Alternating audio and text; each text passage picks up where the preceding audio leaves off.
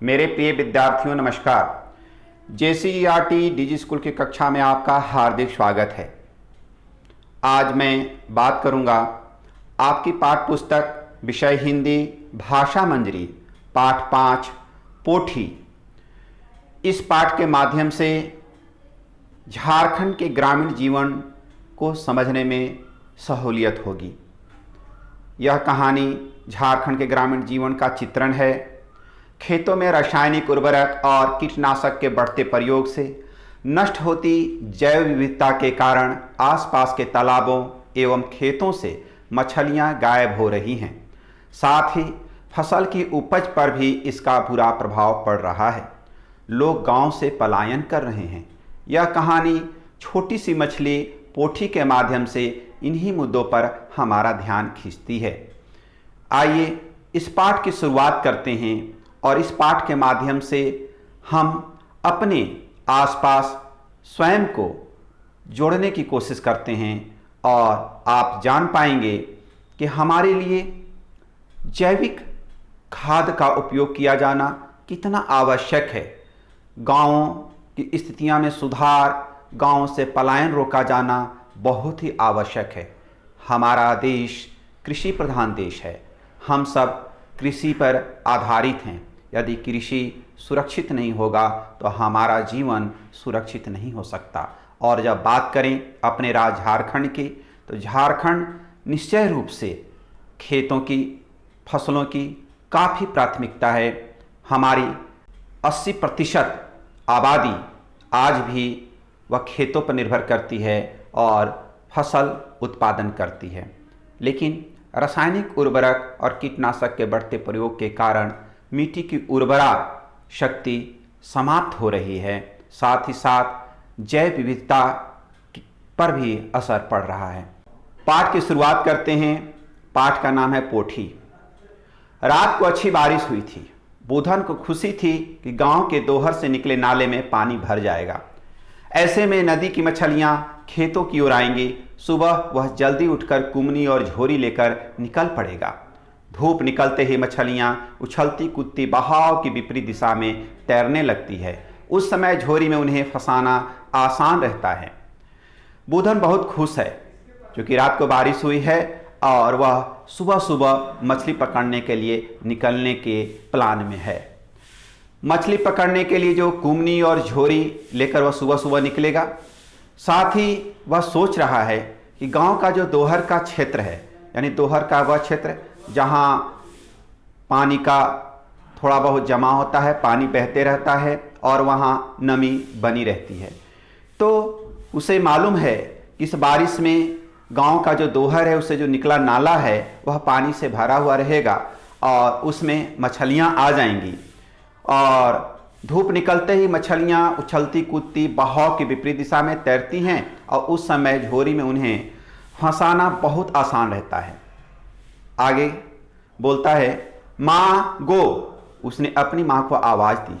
क्या है बेटा, इतनी रात में तुम्हें नींद नहीं आ रही है क्या?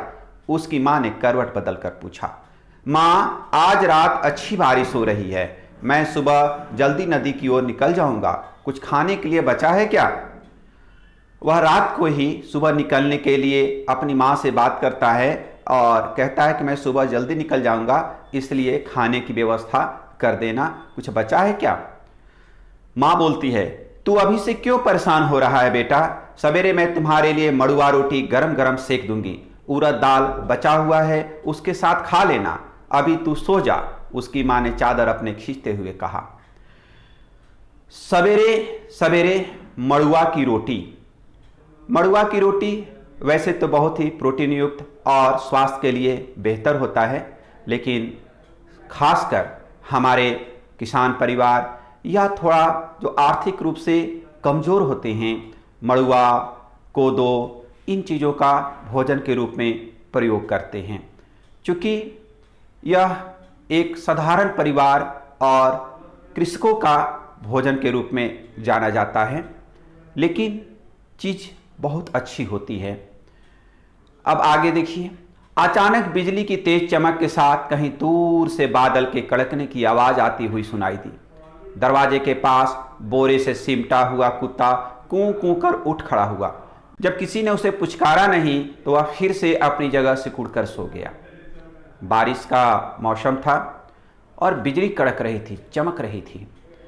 कड़कने की आवाज़ से दरवाजे पर जो एक उसका पालतू कुत्ता था वह भी कूं कूं कर उठ खड़ा हुआ, लेकिन देखा कि उसके किसी मालिक ने, किसी स्वामी ने उसे कुछ पुचकारा नहीं तो वह फिर से वह सिकुड़ कर सो जाता है।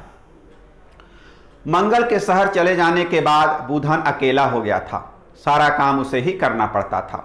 मंगल उसका बड़ा भाई था, उसके रहते उसे किसी तरह की चिंता नहीं होती थी। जो भी करना होता मंगल दादा ही करते थे। जब मदद की ज़रूरत होती तब वह बुधन को आवाज़ देते। दादा की बात वह कभी नहीं टालता था। बचपन से ही उसका लगाव अन्य से अधिक अपने दादा के साथ ही था। उसके बाबा उसके जन्म लेने के 2 साल बाद ही टाइफाइड का शिकार हो गए थे। बहुत दवा दारू हुआ, उन्हें बचाया नहीं जा सका था। यह उसकी माँ ने उसे बताया था। उसके बाद मंगल दादा ही उसके लिए एक आदर्श के रूप में उसके सामने थे। मंगल भी अपने छोटे भाई बुधन को बहुत प्यार करता था, उसे अपने साथ रखता और हर जरूरी सीख देता। खेती बाड़ी के तौर तरीके, पालतू पशुओं की देखभाल करना, हल जोतना आदि के साथ शिकार करने के बारे में वह बुधन को सभी जानकारी देता। मछली मारने के तौर तरीके बुधन ने अपने मंगल दादा से ही सीखे थे। आपने देखा, मंगल उसका बड़ा भाई जिसे वह दादा बोलता है और वह शहर जा चुका है। और आप जान पाएंगे कि चूंकि गांव से पलायन, खेती में फ़ायदा नहीं होना, किसानी दिनों दिन कमज़ोर होते जाना और किसानों की हालत, माली हालत काफ़ी ख़राब होने के कारण मंगल दादा भी गांव छोड़कर शहर में कमाने के लिए चले गए हैं। और वह अपने मंगल दादा के साथ की बातों को याद करता है कि मंगल दादा भाई नहीं बल्कि एक पिता के समान हमेशा उसको सीख देते रहे हैं और उसका ध्यान रखते रह रहे हैं। क्योंकि उसके पिताजी, यानी जिसे वो बाबा कहता है, पिताजी टाइफाइड से वह एक्सपायर कर गए हैं, उनकी मृत्यु हो गई है, उनका निधन हो गया है। तब से मंगल दादा है उसके अभिभावक के रूप में हमेशा हर एक छोटी बड़ी बात को सीख देते रहे हैं। और जो कुछ भी सीखा है बुधन ने वह अपने मंगल दादा से ही सीखा है। सुबह बुधन के उठने से पहले ही उसकी माँ जाग गई थी। झटपट चूल्हे में आग जलाकर वह मड़ुआ रोटी पकाने में जुट गई। साथ ही उसने बची हुई उड़द दाल की पतीली चूल्हे के मुंह के पास रख दी ताकि साथ में वह धीरे धीरे गर्म हो जाए। जलती हुई लकड़ी शायद कुछ गीली थी, इसलिए उससे धुआं निकल रहा था जो आंखों में जलन पैदा कर रहा था। बुधन आंख मलता हुआ उठ बैठा। आप महसूस कर रहे हैं कि हमारा ग्रामीण परिवेश, हमारे गाँव में, घरों में इस तरह की स्थिति हर एक किसान, हर एक साधारण परिवार में यह देखने को मिलती है। माँ अहले सुबह जग गई और झटपट चूल्हे में आग जलाकर, जो कुछ भी लकड़ी से चूल्हा जलाया जाता है, और उसके माध्यम से वह रोटी पकाने में, मड़ुआ की रोटी पकाने में लग गई। जो उड़द का दाल जो रात का ही था वह पतीली में डालकर उसे गर्म करने लगी ताकि वह गर्म हो जाए और बुधन मड़ुआ की रोटी और दाल खाकर वह निकल जाए। लेकिन बारिश के कारण लकड़ी कुछ भीग गई थी और भीगी हुई लकड़ी आप जानते हैं कि वह आराम से जलती नहीं है और धुआं ज़्यादा निकालती है। उसी धुआं से बुधन को आँख में लगा और आँख में जलन होने लगा। आँख मलते हुए वह उठ बैठता है, फिर बोलता है, माँ गो, सूखी लकड़ियाँ तो ढेर सारी पड़ी हैं, ये कौन सी गीली लकड़ी तुमने चूल्हे में डाल दी?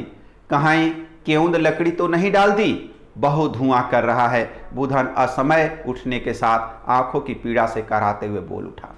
वह माँ को कहता है कि बहुत सारी सूखी लकड़ियाँ हैं, तुम कौन सी गीली लकड़ी डाल दी जो इतना धुआं कर रहा है और मेरे आंखों में जलन दे रहा है? एक काठी थोड़ी भींगी हुई थी, मैंने ध्यान नहीं दिया, उसी से धुआं निकल रहा था, मैंने वह बुझा दी है। और हाँ, अब उठ ही गए हो तो दोनों बैलों को पुआल देने के बाद दातुन कर लो। रोटी पक गई है और दाल भी गर्म हो गई है। उसकी माँ अंतिम रोटी तवे से निकालते हुए बोली। एक काठी, यानी लकड़ी, झूरी, काठी, जो लकड़ी होता है उसको काठी भी बोलते हैं, और वह चूंकि भींगी हुई थी इसीलिए उसी से धुआं निकल रहा था। माँ ने कहा कि मेरा ध्यान नहीं था और वही भींगी हुई लकड़ी मैं डाल दी हूँ, उसी से धुआं निकल रहा है जिसको मैं अब बुझा दी हूँ। और माँ कहती है कि अब उठ गए हो तो उठ जा और दोनों बैलों को पुआल देने के बाद दातुन कर लो। क्योंकि किसानों के घर में जानवर पालतू पशु के रूप में रखे जाते हैं और बैल उनका साथी होता है खेती करने में, तो उस बैल को पुआल देने के लिए उनको बोलती है कि बेटा जाकर उनको पुआल लगा दो और साथ दातुन कर लो, अर्थात मुंह धो लो, दातुन। अब तो शहरों में या गांवों में भी ब्रश करने की परंपरा हो गई है, लेकिन दातुन करने का एक प्राकृतिक बहुत ही फायदे हैं और दातुन करने से दांत भी मजबूत होते हैं, मसूड़े भी अच्छे रहते हैं। तो बुधन को सलाह देती कहती है कि जाकर दातुन भी कर लो। रोटी पक गई है और दाल भी गर्म हो गई है, आप रोटी और दाल खा लो, जल्दी जल्दी खा लो। ठीक है माँ, अभी बैलों को गोहार घर में पुआल दे देता हूँ, उन्हें खेतों की ओर चरने के लिए ऐसे भी तो छोड़ नहीं सकते। टाड़ और चौड़ा खेत में बीज बो दिए थे, उसमें पौधे भी हरे भरे होने लगे हैं। खुला छोड़ देने से वे उन्हीं हरे पौधे की ओर भागने लगते हैं। बुधन ने अपना बिछावन समेटते हुए कहा, फिर कमरे के कोने में जाकर वहां से सरई दातुन का एक टुकड़ा उठाया और दांतों से चबाता कमरे से बाहर निकल गया। तो बुधन अपनी माँ को कहता है कि बैलों को गोहार, जहाँ बैल बांधे जाते हैं, रखे जाते हैं, उसको गुहार कहते हैं, तो बैलों को गुहार घर में पुआल दे देता हूँ। वह बोलता है और बताता है कि उनको खुला नहीं छोड़ सकते हैं, क्योंकि टाड़ में और चौड़ा में खेत में बीज बो दिए हैं और वे पौधे अब निकल गए हैं, हरे भरे होने लगे हैं। तो जैसे ही जानवर को वह खोलता है तो हरे भरे पौधे की ओर, खाने की ओर वे भागने लगते हैं। इसलिए बुधन कहता है कि अब उनको खुला छोड़ना ठीक नहीं है। बुधन अपना बिछावन समेटता हुआ और सरई का दातुन मुंह में लगाकर दातुन करते हुए वह बाहर निकल गया। आंगन में आकर उसने ऊपर आकाश की ओर देखा, छिटपुट बादल ही इधर उधर घूम रहे थे। अभी दिन में तुरंत बारिश होने की कोई संभावना नहीं थी। वह मन ही मन खुश हुआ। धूप रहने पर मछली मारने का आनंद कुछ दूसरा ही होता है।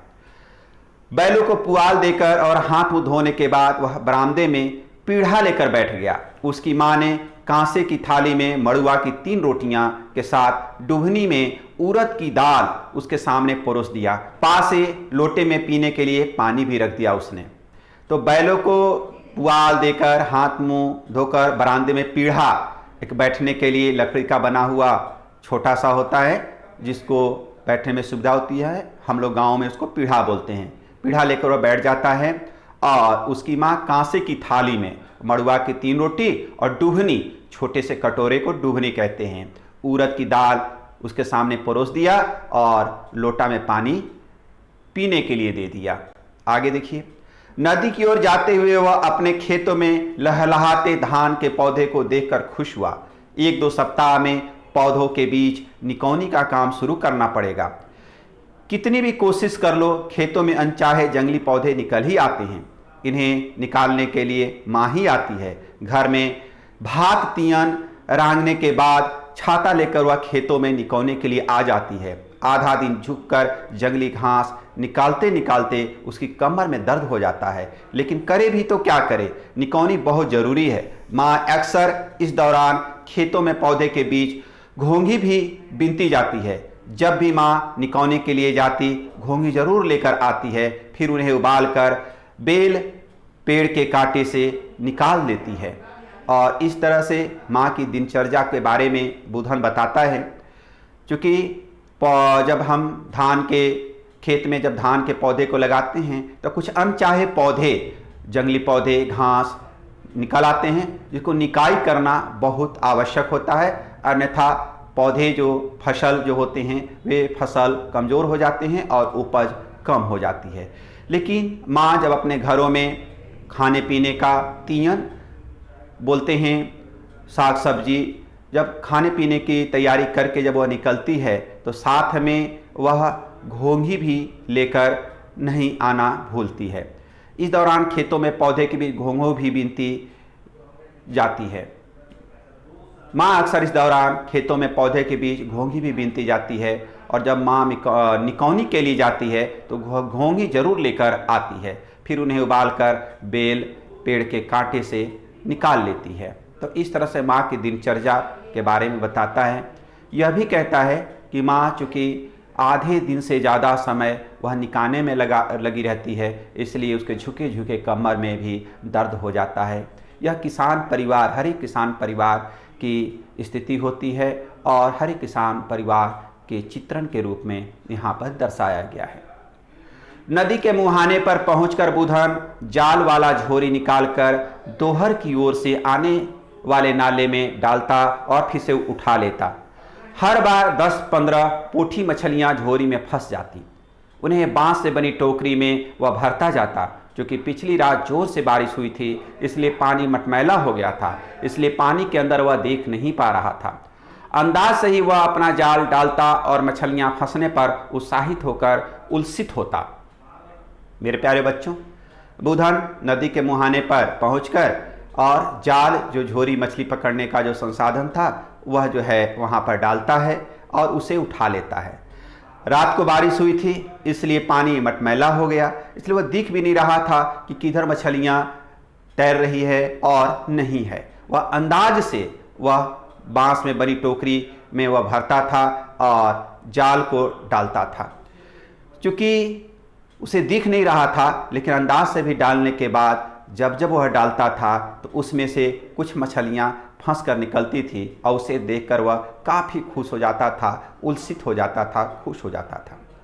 उसका कुत्ता भोलू एक टिटहरी के पीछे भौंकता हुआ दौड़ा। दरअसल बुधन ने जाल में मछलियों के साथ फंसे मेढक के बच्चे को दूर फेंक दिया था। टिटहरी ताक में थी, वह उसकी ओर झपट पड़ी। भोलू ने समझा बुधन की मछलियां ले भाग रही है, वह उसके पीछे भौंकता हुआ भागा। कुत्ता भोलू एक टिटहरी पक्षी होती है और वह कीड़े मकोड़े खाने के लिए चुनते रहती है, बीनते रहती है। तो जैसे ही बुधन ने मछली पकड़ने के क्रम में जो मेढक के छोटे बच्चे वगैरह फंसे, उसको जब दूर फेंका तो टिटहरी पक्षी उसको खाने के लिए जब दौड़ी तो उसका जो प्यारा कुत्ता जो भोलू है, उसको लगता है कि बुधन की मछलियां को पकड़कर वह पक्षी ले जा रही है, बस उसको वह दौड़ाता है। मेरे प्यारे बच्चों, किसान के दोस्त गाय, बैल, कुत्ता इस तरह से होते हैं जो उनके लिए लाभदायक होते हैं और हमेशा उनके साथ होते हैं। किसान भी अपने पालतू पशु को बहुत प्यार करता है और पालतू पशु भी अपने किसान, अपने मालिक के लिए भक्ति भावना से लगा रहता है। आगे देखिए, 1 घंटे तक मछली मारने के बाद बुधन घर की ओर लौटने लगा। पोठी मछलियां से उसकी आधी टोकरी भर गई थी। पहले तो गरई और अन्य छोटी मछलियां भी मिल जाती थी, लेकिन अब मछलियां में भी कम आने लगी थीं। इसके पीछे भी एक बड़ा कारण था। पहले गांवों में किसान अपने खेतों में लगी फसल के लिए गोबर और घास आदि से बनी खाद ही डाला करते थे, लेकिन अच्छी पैदावार बढ़ाने के नाम पर चलानी खाद, यूरिया और सल्फेट का प्रचार प्रसार किया जाने लगा। तो गांव के लोगों ने गोबर खाद की जगह यह चलानी खाद डालना आरंभ कर दिया। धान के पौधों को कीट पतंगों से बचाने के लिए पहले गांव के लोग नीम, सिंदुआर और करम पेड़ की डालियां खेतों में गाड़ देते थे, लेकिन अब रासायनिक स्प्रे बाजार में मिलने लगे तो किसान इनका प्रयोग करने लगे। इसका विपरीत असर खेतों के पानी में पलने वाली मछलियां और अन्य जीव जंतुओं पर पड़ने लगा। छोटी मछलियां में बूदू मछली तो इन रासायनिक दवाओं को बर्दाश्त ही नहीं कर पाती है। गेतू और गरई किसी तरह इन्हें सहन कर लेती है, लेकिन पोठी मछली इन दवाओं के कारण अब खेतों में तो बिल्कुल ही नहीं मिलती।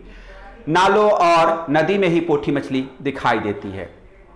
मेरे प्यारे बच्चों, आपने देखा, इस पाठ के माध्यम से समझा कि जो रासायनिक खाद है, जो उर्वरक है, जो सल्फेट है, अधिक खेतों में फसल उपजाने के चक्कर में किसान उन खादों को डालते हैं, जिसके कारण धीरे धीरे खेतों की उर्वरा तो समाप्त होती ही है, साथ में उस पानी में रहने वाले जो जीव हैं, मछली या अन्य जीव, उनके ऊपर भी असर पड़ रहा है और अब धीरे धीरे मछलियां भी खत्म होते जा रही हैं। पाठ में आपको बताया गया कि गरई मछलियाँ हुआ करती थी, बूदू मछली हुआ करती थी, लेकिन इन रासायनिक दवाओं को बर्दाश्त नहीं कर पा रही है।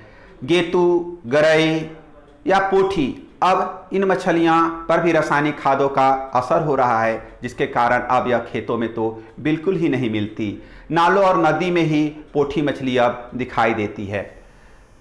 पोठी मछली के साथ ऐसा है कि इन्हें सुखाकर साल भर तियन बनाकर भात के साथ खाया जा सकता है। यह गाँव में किसानों के लिए बहुत ही अच्छी चीज़ होती है, क्योंकि पोठी मछली को रखकर और उसको कुछ मसाले वगैरह मिलाकर सालों भर इसका उपयोग कर वह अपने भात के साथ, खाने के साथ प्रयोग में कर सकते हैं। तो यह पोठी मछली उनके खाद्य पदार्थों में से एक प्रमुख है। इन परिस्थितियों पर विचार करता हुआ बुधन अपने गांव की ओर लौट रहा था। वह चिंतामग्न हो गया था। अब पहले की तरह बारिश भी नहीं होती, समय पर पानी बरसा तो बीच में सूखा पड़ जाता। अब पिछले साल की ही तो बात है, धान के पौधे लहलहा रहे थे। बुधन रास्ते में चलते हुए पुराने दिनों में खो जाता है और वह महसूस करता है गांव की स्थितियां पर, प्राकृतिक स्थितियां पर, खेतों की परिस्थितियां पर। बीज भी फूट चुके थे, 2-3 सप्ताह में बीज पकने भी लगते, लेकिन अचानक आंधी तूफान और तेज हवाओं ने सारी उम्मीदों पर पानी फेर दिया। खड़ी फसल पानी और तेज हवा के दबाव में जमीन से सट गई। पूरी फसल बर्बाद हो गई थी। आंखों में आंसू आ गए थे सभी किसानों की। मेरे प्यारे बच्चों, आप अपने घरों में, गाँव में बड़े बुजुर्गों से सुना है, आप भी देखा होगा कि कैसे किसान के लिए प्राकृतिक जो तबाही होती है वह बहुत ही बर्बादी का कारण होता है। किसान बड़ी मेहनत से, बड़ी जदोजहद से जुगाड़ कर कर खेती करता है और जब खेत में फसल लहलहा रहा होता है तो किसानों की असीम खुशी होती है। लेकिन दुर्भाग्यवश जब आंधी से, ओला से, पानी से जब खेत का फसल बर्बाद हो जाते हैं तो किसानों की आंखों से आंसू निकल आते हैं और किसान की आर्थिक स्थिति बहुत खराब हो जाता है। आप कह सकते हैं कि उनका कमर टूट जाता है। यही सोचते हुए बुधन चला जा रहा था पुराने वर्ष की बात, और उसे भी याद आ रहा था कि कितना सुंदर फसल था, लहरा रहा था, लेकिन अचानक बारिश और आंधी तूफान ने पूरे फसल को बर्बाद कर दिया था। किसानों की आर्थिक स्थिति को खराब कर दिया था। अरे बुधन, क्या सोच रहे हो? अचानक सोमा काका की आवाज़ ने बुधन को वर्तमान में ला खड़ा कर दिया।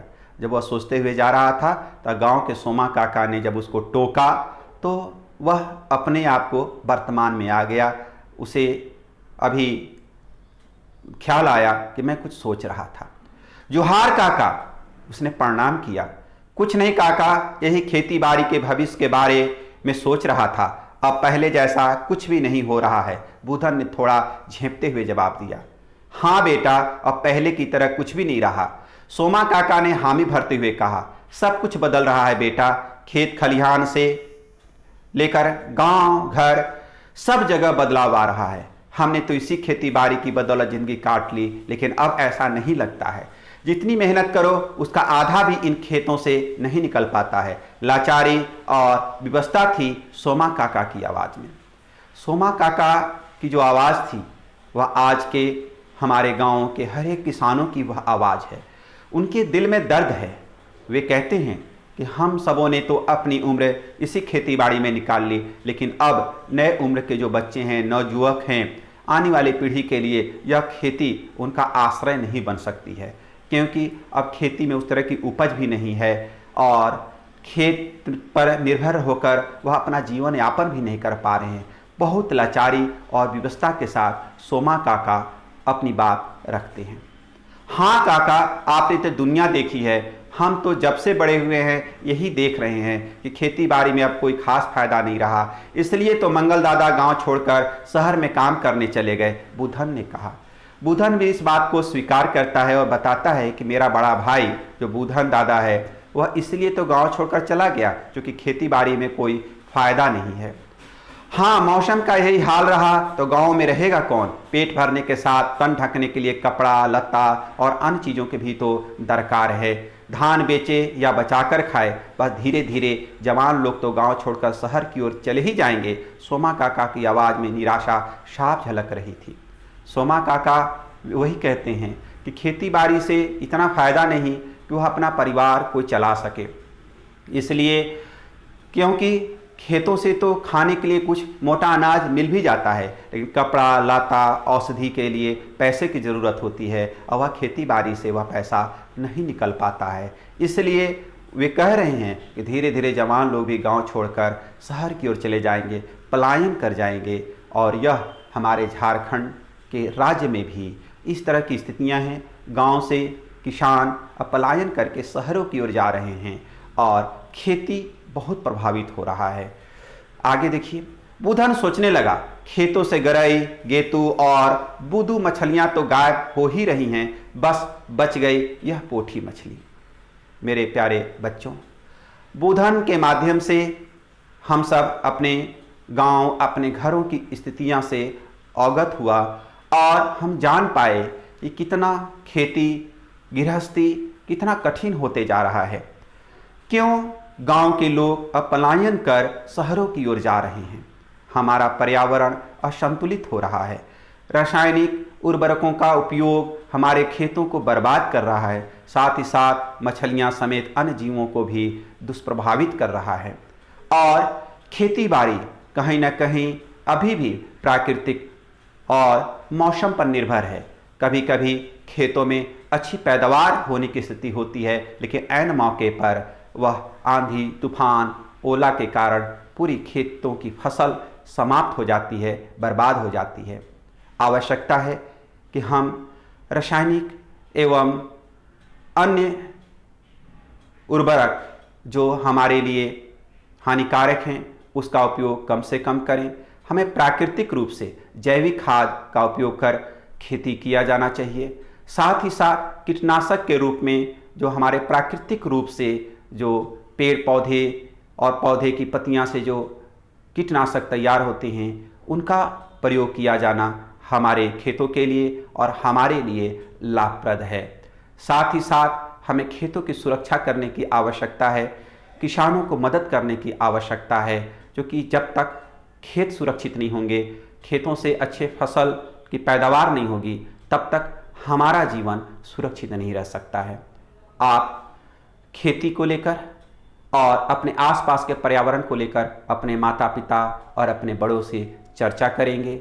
साथ ही साथ जानने की कोशिश करेंगे कि किसान को किस तरह की परेशानियां गृहस्थी में आती हैं और वे किस तरह से उन परेशानियों से निकलने की कोशिश करते हैं, उन्हें और क्या क्या ज़रूरत है, इन चीज़ों को अपने नोटबुक में संकलन करने की कोशिश करेंगे। आप अपना ख्याल रखेंगे। मैं पुनः मिलता हूं आपके इस पाठ के अभ्यास प्रश्न के साथ। तब तक धन्यवाद।